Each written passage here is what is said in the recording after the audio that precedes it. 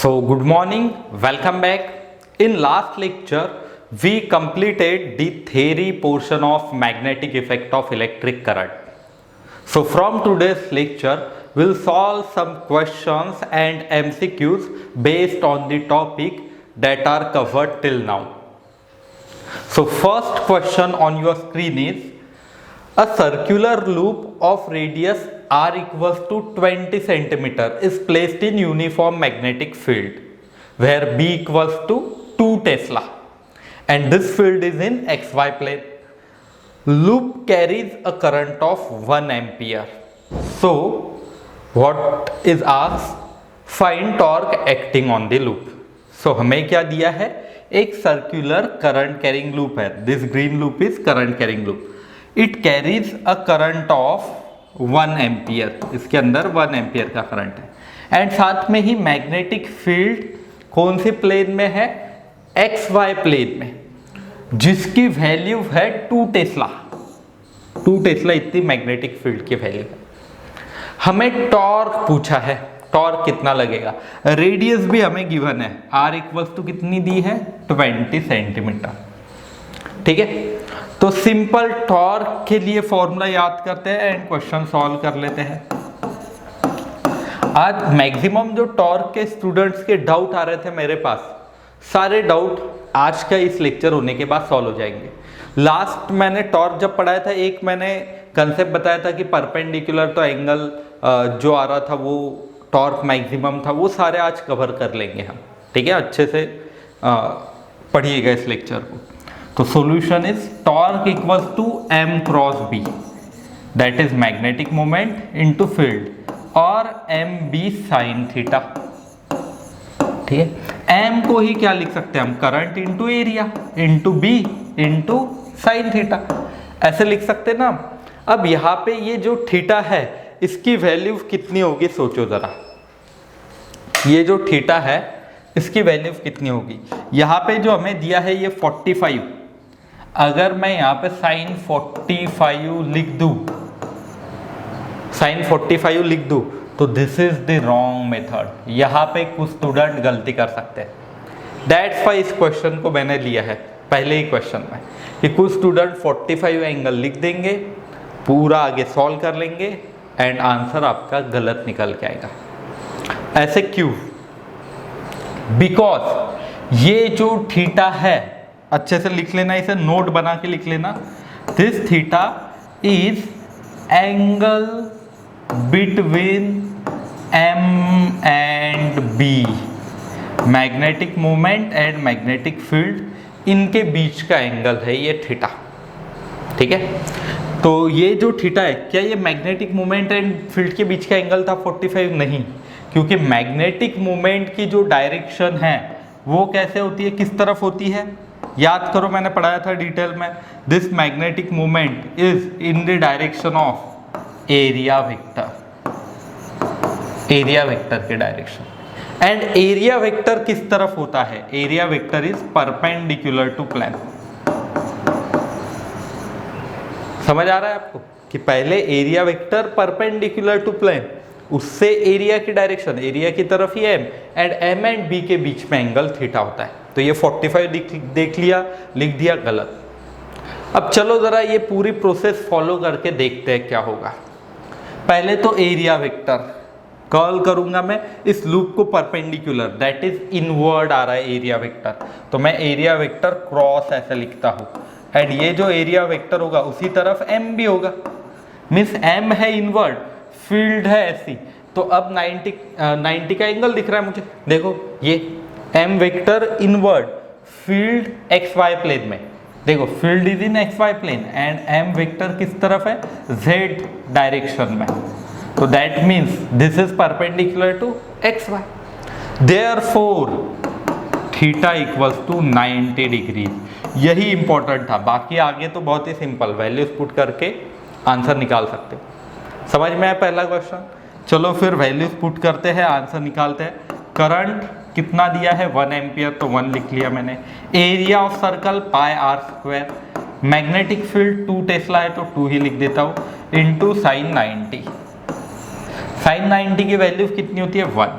आगे पाई की value 3.14, R radius of loop 20 centimetre और 0.2 मीटर, सेंटीमीटर को मीटर में कन्वर्ट कर लो, 0.2, 20 सेंटीमीटर था ना, इक्वल्स टू 0.2 मीटर, क्योंकि 1 मीटर इक्वल टू 100 सेंटीमीटर, तो ये भी निकाल लिया। 0.2 का स्क्वायर इंटू 2, तो ये आ जाएगा 3.14 into 0.04 into 2, 3.14 into 0.08 newton metre. आगे ये और कैलकुलेट कर लेना आपने, ठीक है। तो आ जाएगा ये क्वेश्चन, अच्छे से देख लो क्वेश्चन को। नेक्स्ट क्वेश्चन में टॉर्क के कुछ समझा देता हूं।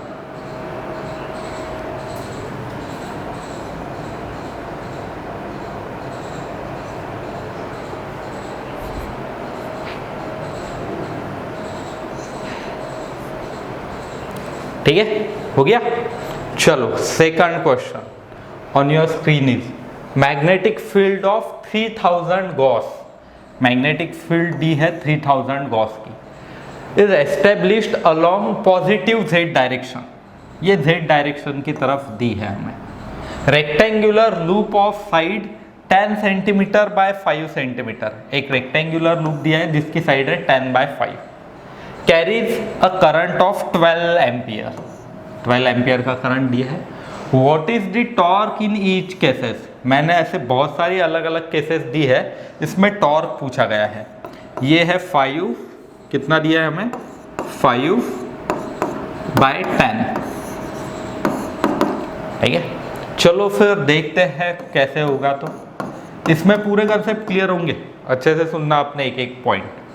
Torque equals to m cross b और mb sin theta, where theta is angle between m and b, magnetic moment and field के बीच में। मैग्नेटिक मोमेंट किस तरफ, एरिया की तरफ, एंड एरिया प्लेन को परपेंडिकुलर, ठीक है। तो ये हो गया टॉर्क mb sin थीटा, ये फॉर्मूला आ गया। m की value current into area into b into sine theta. अब एरिया में साइड में पहले ही निकाल लेता हूँ इस लूप का। देखो एरिया कैसे होगा, area equals to length into breadth, ये जो एरिया है ये लेंथ इंटू ब्रेथ, लेंथ है 5 सेंटीमीटर, सेंटीमीटर तो 10⁻², ब्रेथ भी स्मॉल ही लिखता हूँ नहीं तो वो मैग्नेटिक फील्ड कंफ्यूज होगा, तो स्मॉल b इक्वल्स टू 10, तो 10 इंटू 10⁻², सेंटीमीटर है ना, सेंटीमीटर का मीटर में, तो ये हो जाएगा 5 इंटू 10⁻², -2 +4 +1 दैट इज -3, तो ये पावर मैंने 10 की एडजस्ट कर ली। एरिया आ गया इतना, कितना आ रहा है 5 इंटू 10⁻³ एरिया भी आ गया। चलो फिर सारी वैल्यूज यहाँ पे पुट करके टॉर्क निकालने की कोशिश करते हैं। करंट कितना है 12, area 5 into 10⁻³ magnetic field, magnetic field कितनी है 3000 Gauss. This Gauss is not SI unit, तो हमें पहले इसे कन्वर्ट करना होगा। एक कन्वर्जन आप मार्जिन के ऊपर लिख लेना। मैग्नेटिक फील्ड का यूनिट क्या क्या होता है, टेस्ला, गॉस, तो 1 गॉस इक्वल्स टू 10⁻⁻4 टेस्ला और 1 टेस्ला इक्वल्स टू 10⁻⁴ गॉस। लिख लेना ये कन्वर्जन, गॉस एंड टेस्ला के बीच में रिलेशन क्या है, तो ठीक है। तो यहाँ पे 3000 gauss equals to 3000 into 10⁻⁻4 tesla, तो 0.3 टेस्ला, ये आ गई मैग्नेटिक फील्ड बी। टेस्ला में कन्वर्ट करना है, ये याद रखना। जब भी क्वेश्चन में गॉस दिया है, your first task is to convert that gauss into tesla and then solve, ठीक है। ये हो गया। चलो फिर ये वैल्यू भी रख देते हैं, बी की भी वैल्यू रख दी हमने, एरिया भी रख दिया। साइन थीटा, थीटा निकालना बहुत ही खास है। देखो मैग्नेटिक फील्ड ऊपर की तरफ है, एरिया वेक्टर किस तरफ आएगा, कर्ल करो एंड परपेंडिकुलर, ये जो थंब आता है ये जो करंट है, करंट की तरफ उंगलियां कर्ल करो, परपेंडिकुलर जो होगा thumb, that is area vector. तो एरिया वेक्टर किस तरफ आ रहा है, एक्स की तरफ, ठीक है। या फिर मैं यहाँ पे एरिया वेक्टर के लिए डॉट लिख देता हूँ, this dot is nothing but M, और एरिया वेक्टर की डायरेक्शन किस तरफ है, आउटवर्ड।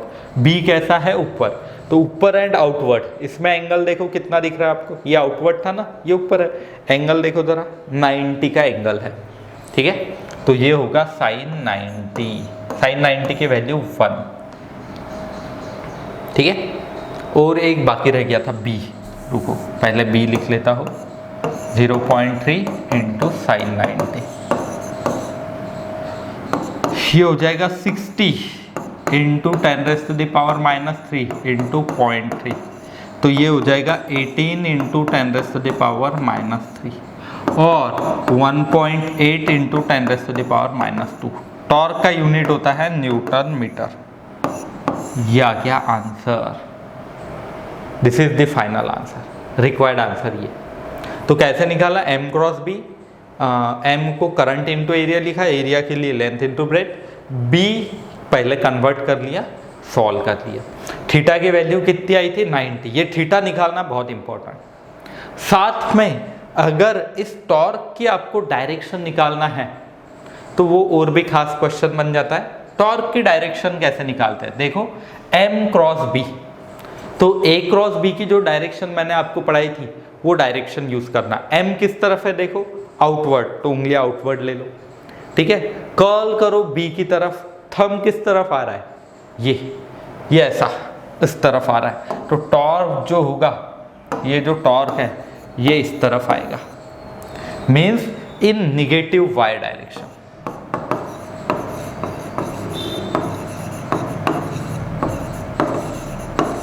टॉर्क भी वेक्टर है, तो ये वैल्यू आ गई इन निगेटिव y डायरेक्शन। समझ में आ गया ये पहला क्वेश्चन।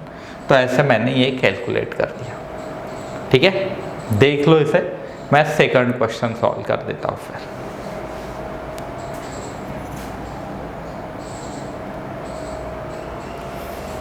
ठीक है, हो गया। चलो नेक्स्ट, सेकंड क्वेश्चन में भी लूप दिया है, बट अभी जो खड़ा लूप था उसे हॉरिजॉन्टल कर लिया। तो अगर मैं इसका एरिया देखूं तो एरिया वापस वही आ जाएगा, area equals to length into breadth, and जो अभी निकाला था हमने यही एरिया वापस लिख देना, 5 into 10⁻³ metre square, 5 into 10⁻³ metre square, ये आ गया ये एरिया। मैग्नेटिक फील्ड कितनी आई थी, B इक्वल्स टू 0.3 टेस्ला। अब यहाँ पे मैग्नेटिक मोमेंट की डायरेक्शन वापस कर्ल करो, ये डॉट होगा, this dot gives us the direction of magnetic moment, outward होगी, ठीक है। वापस अगर टॉर्क निकालना है, अब torque equals to m cross b और mb साइन थीटा और IAB साइन 90, क्योंकि देखो एंगल m एंड b, इनके बीच में एंगल कितना आ रहा है, अभी जो मैंने समझाया था ऐसे 90 डिग्रीज का, तो साइन 90 की वैल्यू 1 होती है। करंट कितना दिया था, 12, area 5 into 10⁻³ magnetic field 0.3 Tesla. वापस वही आंसर आ रहा है, इतना ही आंसर। तो चाहे लूप को आप ऐसा रख दो और हॉरिजॉन्टल रख दो, आंसर इतना ही आएगा, 1.8 into 10⁻² newton metre. And direction निकालोगे, m की तरफ उंगलियां ले जाओ, कर्ल करो, b की तरफ, b ऊपर है ना, तो ऊपर की तरफ पाम होना चाहिए आपका, m क्रॉस b, थंब किस तरफ आ रहा है, ये, तो ये जो टॉर्क है ये निगेटिव y डायरेक्शन में लगेगा। ये y डायरेक्शन है ना, ये निगेटिव y, टॉर्क आगे पॉजिटिव पीछे निगेटिव। तो ऐसे करना था क्वेश्चन, ठीक है, आ जाएगा। तो पहला एंड दूसरे का आंसर सेम ही आता है, डायरेक्शन भी सेम है, देख लो इसे,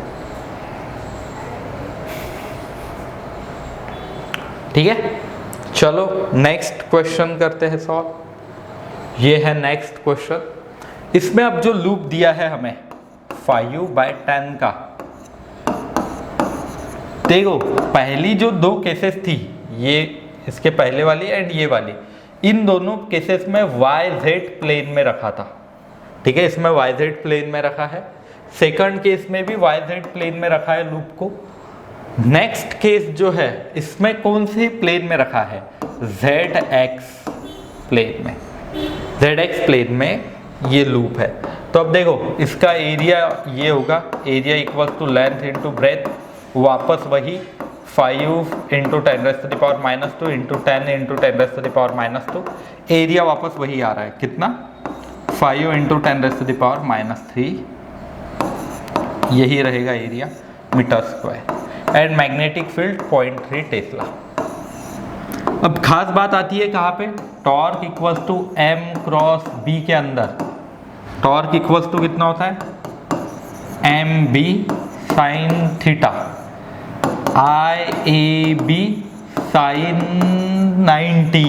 क्यों 90, देखो m क्रॉस b की अगर मैं डायरेक्शन देखूं, m क्रॉस b ये कर्ल करके पहले m की देख लेते हैं। m की डायरेक्शन किस तरफ होगी, टूवर्ड्स लेफ्ट, क्योंकि एरिया वेक्टर प्लेन को परपेंडिकुलर। आप एक प्लेन मान सकते हो, प्लेन को ही परपेंडिकुलर एरिया मान सकते हो।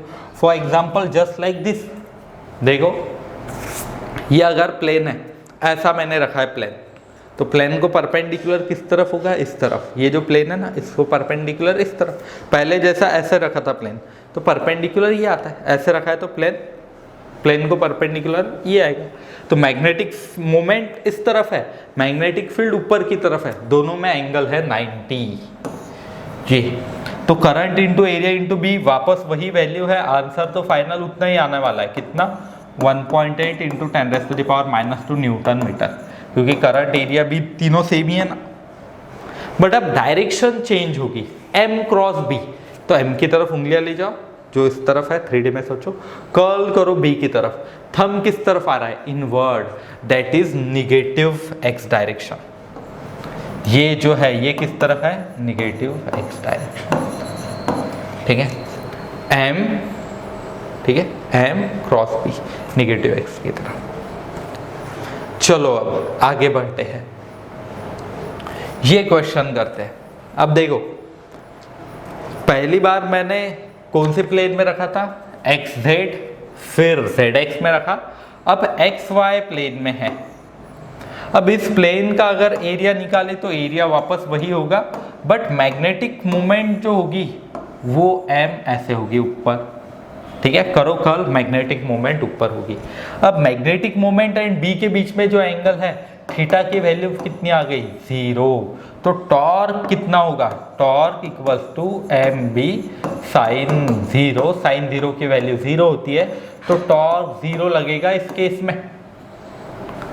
डायरेक्ट आंसर बता सकते हैं हम कि इस केस में टॉर्क की जो वैल्यू है वो 0 होगी, ठीक है, since angle between magnetic moment and b is 0, torque is 0। Next question, अगर लूप को मैं ऐसा रख दूं तो भी अब क्या होगा, देखो ये कौन से प्लेन में है, XY प्लेन में। एरिया तो वापस लेंथ इंटू ब्रेथ से वही आएगा, मैग्नेटिक फील्ड भी 0.3 टेस्ला ही होगी। मैग्नेटिक मोमेंट की डायरेक्शन किस तरफ होगी, ऊपर, करो कर्ल, ऊपर की तरफ होंगे। दैट मीन्स थीटा की वैल्यू कितनी है, 0। तो torque equals to mb sine 0, sine 0 की वैल्यू 0, टॉर्क भी 0 आएगा, ठीक है। तो ये लास्ट दो केसेस में आंसर 0 आया। पिछले कुछ 3-4 जो केसेस थी उनमें आंसर 0 नहीं आता। 1.8 इंटू 10⁻⁻² न्यूटन पर मीटर। तो मैंने जो पॉइंट आपको लिख के दिया था टॉर्क के वक्त, क्या लिख के दिया था हमने, when plane of loop is parallel to magnetic field, torque is maximum, and when plane is perpendicular to magnetic field, torque is 0। देखो अब मैग्नेटिक फील्ड सोचो, ये नीचे से आ रही है, फ्लोर के अंदर से ऊपर जा रही है, ऐसे ऐसे मैग्नेटिक फील्ड है। मैंने इस लूप को परपेंडिकुलर टू मैग्नेटिक फील्ड रख दिया, ये केस में 3D में सोच रहे हो ना आप, ये परपेंडिकुलर टू मैग्नेटिक फील्ड रख दिया। टॉर्क कितना लगेगा इसके ऊपर, 0 torque. Angle m and b के बीच का जो एंगल है, this is angle between m and b, m and b के बीच में एंगल 0। बट ये जो लूप है, मैं लिख के दे रहा हूं, loop is perpendicular to magnetic field.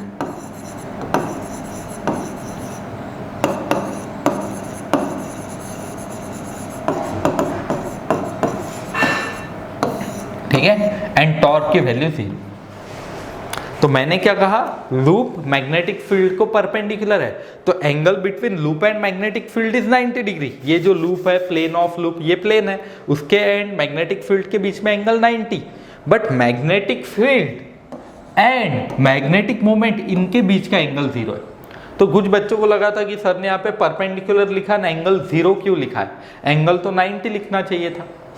90 degree angle है, 90 डिग्री एंगल किन के बीच में, ये plane of loop and B के बीच का। बट हमें टॉर्क के लिए ये थोड़ी एंगल चाहिए, टॉर्क के लिए एंगल तो चाहिए एम एंड बी के बीच में, तो वो यहाँ पे 0 आता है। ठीक है, तो ये केस याद रखोगे आप, नोट लिख लेना कि when plane of loop is perpendicular to magnetic field, torque is 0। दूसरा देखो, यहाँ पे भी प्लेन परपेंडिकुलर है तो टॉर्क 0। प्लेन पैरेलल है, मैग्नेटिक फील्ड ऊपर, प्लेन भी उसे पैरेलल, तो देखो टॉर्क मैक्सिमम आएगा, दिस टॉर्क इज मैक्सिमम। देखो plane parallel to magnetic field है, ये भी पैरेलल टू मैग्नेटिक फील्ड है प्लेन, तो टॉर्क मैक्सिमम। तो angle between M and B ये आता है 90, but plane of loop is parallel to magnetic field.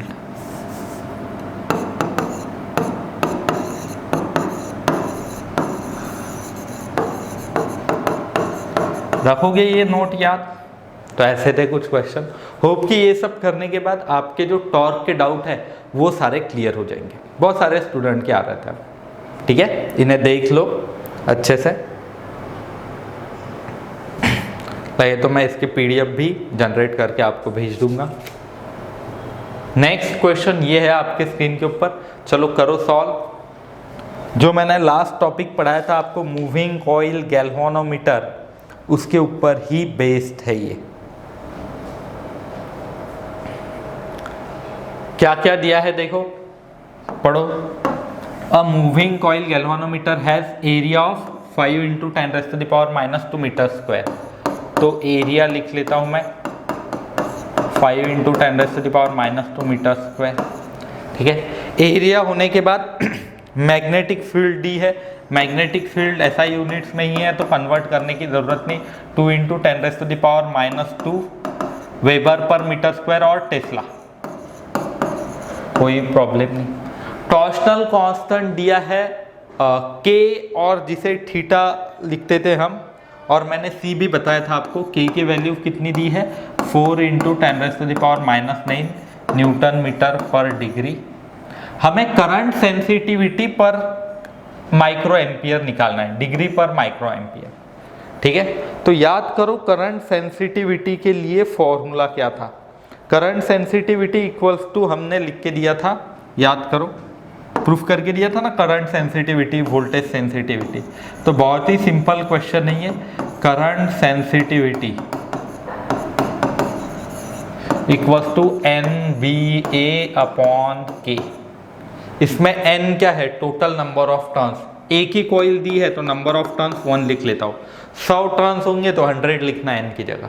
Magnetic field दिया है, एरिया दिया है, K दिया है, सिंपल है। अब तो क्वेश्चन, N की वैल्यू 1, B की वैल्यू 2 × 10⁻², एरिया की वैल्यू 5 × 10⁻², ठीक है, अपॉन K इक्वल्स टू 4 × 10⁻⁹